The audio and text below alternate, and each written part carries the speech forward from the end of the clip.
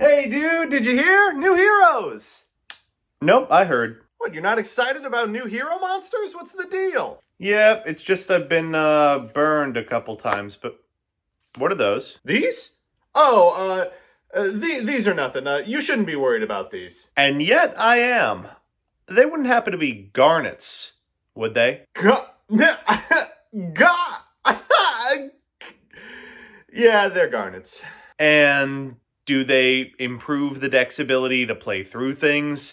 Do they add meaningful pieces to the end board? No, not really. Do they look good in a YouTube combo? I'm alright then. Okay, I'll try them.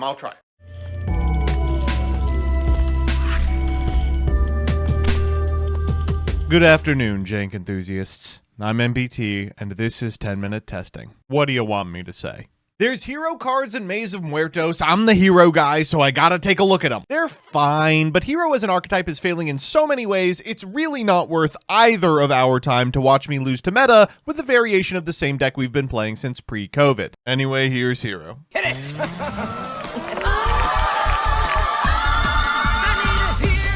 So here's the list. As always, I'll give you a background about the archetype, a little bit of a discussion about what I hope the deck can do, and of course the card by card. But first, this video is sponsored by Yu-Gi-Oh! Pro Deck. Despite what some Yu-Gi-Tubers who shall not be named would have you believe, the TCG is alive and well. And if you're looking to start your journey into paper, there's no better place to begin than Yu-Gi-Oh! Pro Deck. With up-to-the-minute reporting on every major tournament worldwide, searchable and interactable pie charts and deck lists, and all the bells and whistles you've come to expect from one of the best draft and collection management sites on the net, Yu-Gi-Oh! Pro Deck is the place to be. Check it out today at www.ygoprodeck.com. Now back to the video. With that, let's hop into Hero. Hero's a deck that's been on and off playable since its first release during Yu-Gi-Oh! GX, a sentence I should hope is the case given they have more support than entire typings. There's more hero cards than fish, than dinosaurs, than fish and dinosaurs combined. Regrettably, even though each new set is choked with a sinful glut of hero trash, the deck's game plan hasn't really changed too much since pre-COVID.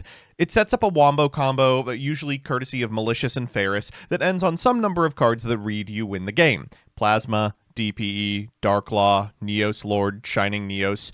Each of these cards necessitates 1 to 3 garnets that have made the deck look like a Highlander brew made by someone allergic to non-engine not named Forbidden Droplet. To make matters worse, half the cards in the deck lock you, and based on the new support in Maze, it looks like that's going to be par for the course. So, what can we do? Well, I've tinkered in the past with builds that go all in on Fiendsmith, but ever since Jush, the metagame's just completely eclipsed any rogue deck looking remotely fair. Thankfully, the Maze support leans into one of the most unfair cards in the lineup, Darklaw. Thanks to Duskcrow and Furnace, I've shaved this list down to the very, very minimum I feel comfortable playing of each of these cards. It's missing the Neos line, the Evil Hero line, the Miracle Fusion, A Hero Lives, Denier, and Wake Up, but despite that, I think this is our best shot at playing through a single point of interaction while making a board that still wins the game. So with that, let's get into the card by card. First up are new heroes. 3 copies of Masked Hero Duskcrow. If in your hand, you can banish a hero from your graveyard to special summon this card, and if normally special summoned, you can add a Masked Hero from your deck or graveyard to your hand, except itself. Of course, you'll have to be getting Masked Hero Furnace, because it's the only one we have right now. It can be revealed to add a Mask Change or a Poly from your deck to your hand, then discard a card. You are locked from the extra deck the turn you use this effect, except for heroes, and if you special summon a non-fire hero, you can special summon this card from your graveyard or hand, but banish it when it leaves the field. These two do a significant amount for the deck. Duskcrow is a fine starter, but he's a really powerful extender in a world where your opponent has already interacted with your board and removed heroes from the field. This enables you to special it from the hand in a world where you've already committed to your normal and end on at least a Darklaw. Furnace does a lot more than he reads. I cannot believe they put the lock on this card, but it is extremely powerful otherwise. Being able to add a card to your hand that is a choke point is very important. Usually you would have to go through these really convoluted wake-up lines in order to search Mask Change. But importantly, negation on Vion at the point of searching polymerization often just straight up ends your turn if you don't have access to a second one. So Furnace simplifies that as long as you hold it and wait for the opportune moment to get what you're missing. Moreover, discarding a card gives you another option outside of Ferris for getting a Malicious out of your hand, which you have to expect will happen 1 out of every 1 game. Finally, this Reborn effect is really good. In a world where your opponent has removed your Cross Crusader before you can activate the effect, it can help you trigger it again by just having material on board. And I'd be remiss if I didn't say this is a level 7 monster, which fulfills half the condition on Destroyer Phoenix Enforcer and enables us to cut the Denier that was making Malicious the level 6 or higher monster in the past. As a result, we are on only 3 Malicious and no other Destiny heroes. We are on 3 copies of Ferris, 2 copies of Vion, 1 copy of Increase. You can play 2 if you fear God. And then our elemental heroes, 1 Stratos, 1 Shadow Mist, and 1 Honest Neos. This is a little strange, for sure. The line that I've elected to go to goes through Elemental Hero, Flame Wingman, Infernal Rage, but it doesn't do so in the way that the deck is used to doing. That is, using a normal monster to get extra benefit off of its effect, or summoning it using Miracle Fusion. You are making this by fusing 2 Elemental Heroes with different attributes. And so we've got a Wind, a Dark, and a Light.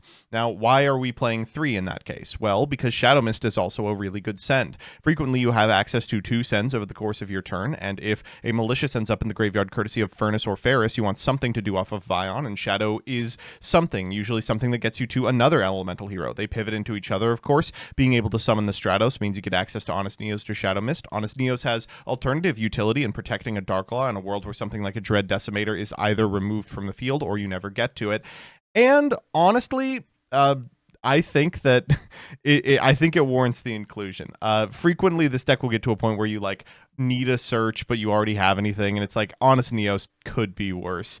I'll talk about the line when I get to the fusion section, but suffice it to say we were playing a Poly, 3 Fusion Destiny, and 2 Mask Change. I really hate Fusion Destiny in this deck. It locks you into dark hero monsters, and Furnace is not a dark hero, which means though you can send it for the cost of Fusion Destiny, you can't benefit from the Reborn effect. It's a nightmare. And finally, we're playing 1 copy of Favorite Contact. Fun fact about this deck, lets you special summon a fusion monster from your extra deck that mentions a hero monster as material, ignoring its summoning conditions, by putting cards from your graveyard, banishment, or field back into the deck, but it doesn't have to summon a monster that mentions Neos. Instead, what we're using it to summon is Contrast Hero Chaos, an Omni Negate that can be made with 2 masked hero monsters. Just by going through the Dusk Crow line, you've set this up, and even if you've used Furnace's effect to summon itself from the graveyard, it can shuffle from Banish, so you're still fine. This is what we're using Infernal Rage for. 3 copies of Fuelos, 3 copies of Ash Blossom, 3 copies of Ghost Bell, 2 Droll and Lockbird, 3 Forbidden Droplet and a Called by the Grave. Big sell of this deck is you have 15 slots for non-engine. In the extra, we are on Contrast Hero Chaos, Anki, Atomic, this is a new one, has to be specialed with Mask Change. The first time it would be destroyed by battle or card effect, each turn it's not. And if this card is special summoned, you can target a non-fire masked hero in your graveyard, special summon it in defense. During the end phase, you can target a change and set it from your grave. 2 DPE, 1 Infernal Rage, and 1 Sunrise. So usually the way this line works is that Sunrise gets you a Miracle Fusion, which can then get you the material necessary to summon Infernal Rage. But we're not playing Miracle Fusion. Instead, we are trying to fuse into Infernal Rage and then just sit on it. Like maybe you can link it off to a Dread Decimator, right? The Sunrise is in here, and I'm not joking, because it has a destruction effect. Like, you sometimes just want to use that second effect. The extra deck here is way looser than it's ever been in Heroes history. 2 Darklaws, a Blast in order to dodge target negation on a Stratos, and 1 copy of Dangerous. We were also playing a Dread Decimator, a Wonder Driver, and double Cross Crusader. It maybe should be 2 Wonder Driver. This card is so integral to so many of your combos, and another irritation as to why we're playing Fusion Destiny. In the side, we're on Different Dimension Ground and 3 Triple Tactics talents alongside a 3 Thrust and a talent. 3 Illusion Gate, 1 Harpy's Feather Duster, triple Perulia, and triple Nibiru. So with that, let's hop into the games. Our first match is up against Pumpkins, and I'll be honest with you, this is a pretty good matchup for us.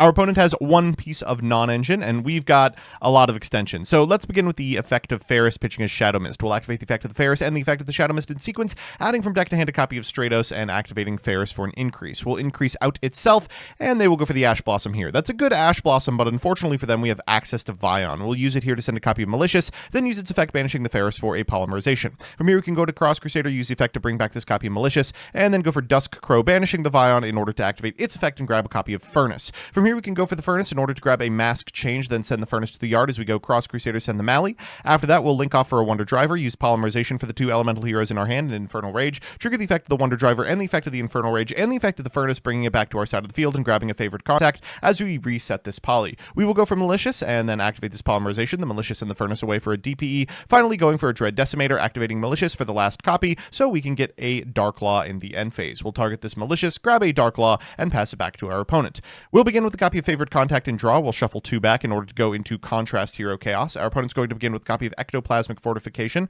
We will allow that to resolve, then activate the effect of the Dark Law in order to banish the card they added. They will go for Pump King afterwards, but Call the Haunted, not too good under macro. They will call back this copy of Ash Blossom, and nothing else in their hand does anything, so they'll pass here. Time to style just a little bit. We're going to go ahead and activate the Dusk Crow, banishing Infernal Rage, then activating its effect to grab another copy of Furnace. From here, we can use the effect of the Furnace in order to grab a Mask Change, then Mask Change in the battle phase for a copy of our last remaining masked hero, the second Dark Law, triggering the Furnace and summoning it back to our side of the field. 24, 22, and let's get in for lethal with Chaos. So that's how the deck performs on the play, but what does it do on the draw?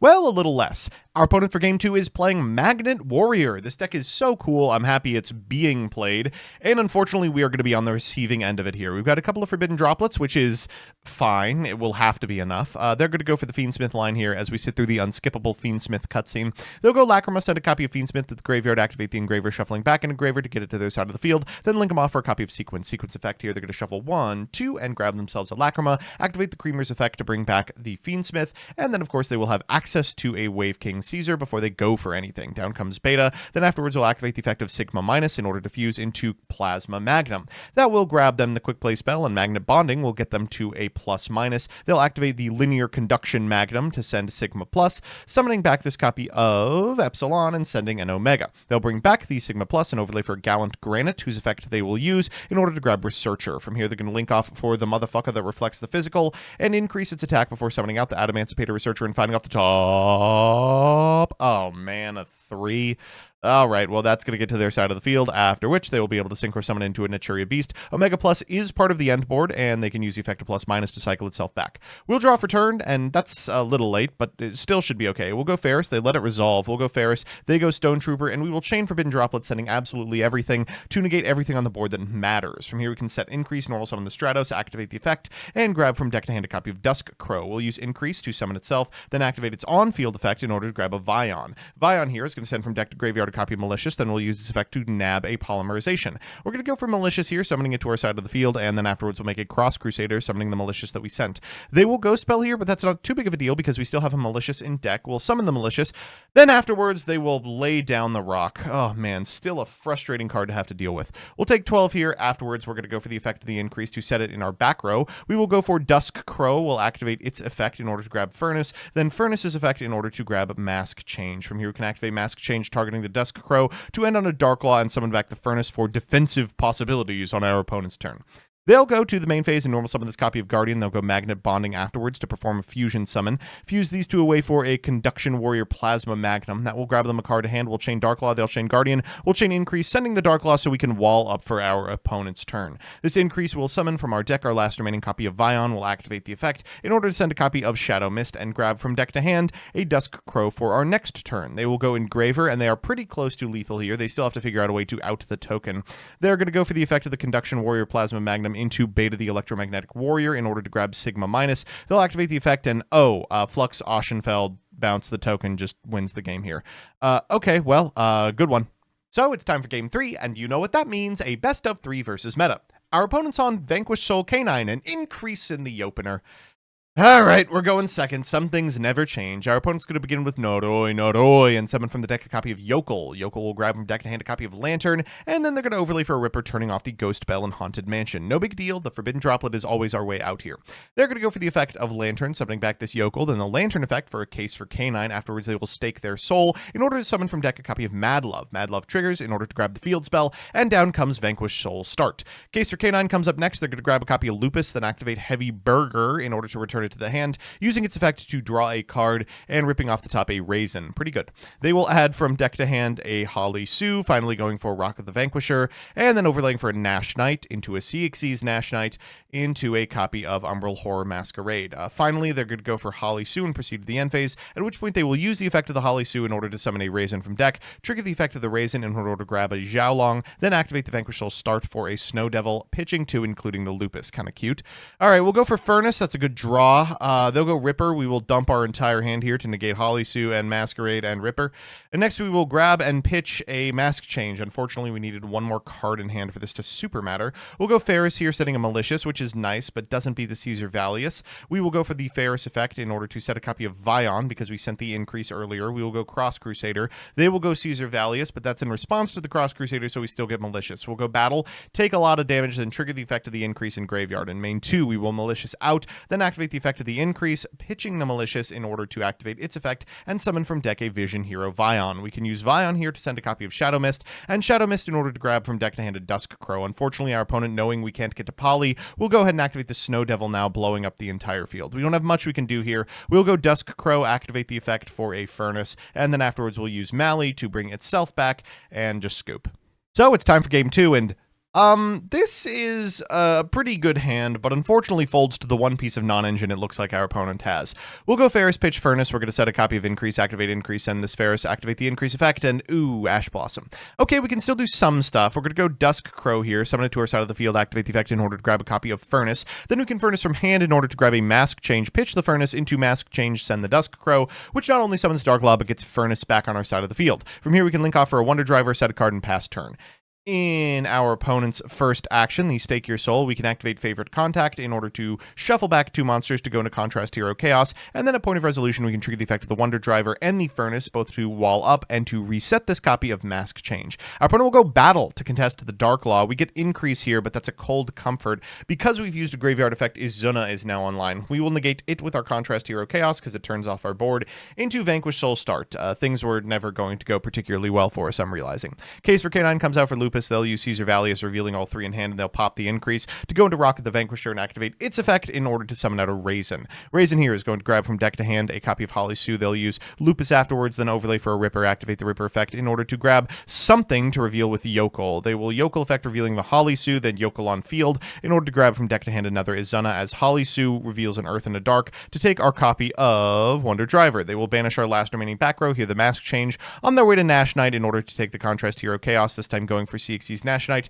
into a copy of Umbral Horror Masquerade. They'll pass turn here, and Furnace is a Cold Comfort. We'll activate Furnace. They will Ripper. That's disastrous. Afterwards, we will special summon out the Dusk Crow, which gets us access to another Furnace, theoretically. We can link off for a Cross Crusader, but we don't have access to a Destiny hero, so we'll have to scoop it up. So we're back with the deck, and oh man, it just never gets any easier. Let's do the pros and cons. First to the pros. 1, the end board is really good. Just about every hand can make Darklaw, DPE, Chaos uninterrupted, which is nice. One-sided macro still gets there most of the time. 2, the new cards are extremely strong. Furnace is a high-level monster for DPE. Dusk Crow is both a starter and follow-up. There's just so many more discard outlets for Malicious. It could be a lot worse. And 3, there are so few Garnets in this one. At this point, it's basically just Increase. And the cons. 1, the locks, man. The locks. FD is a great way to start combos by sending Mally and Furnace, but oh, what's this? For some reason, it locks you in a Dark, so no Furnace, no Infernal Rage, no Wonder Driver. 2, the hands this deck can produce are still really bad. Increase in a couple of Mallies, hand traps. The deck needs more engine to play through stuff, but each piece of engine is conditionally valuable, so who knows. And 3, this shit just does not have the teeth a modern deck does. It's tough to say, but everything, from the ceiling to the end board, to the setup, to the ability to play through individual points of interaction. I mean, the list just folds in ways that decks haven't for years. All in all, just play it in Master Duel. They got Miracle Ejector over there. So that's that. Thanks so much for watching. This entire ordeal wouldn't be possible without the consistent funding I get from my patrons, some of whom have paid a lot of money for me to say their name at the end of the video. So here's me doing that.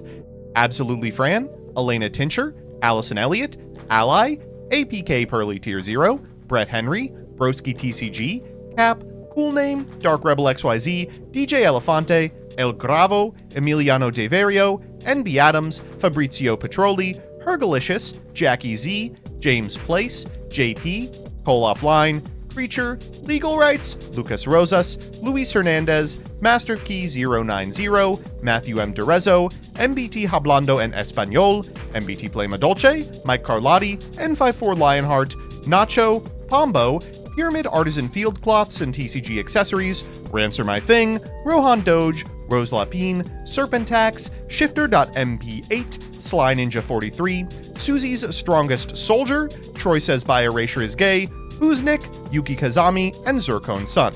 Couldn't have done it without you.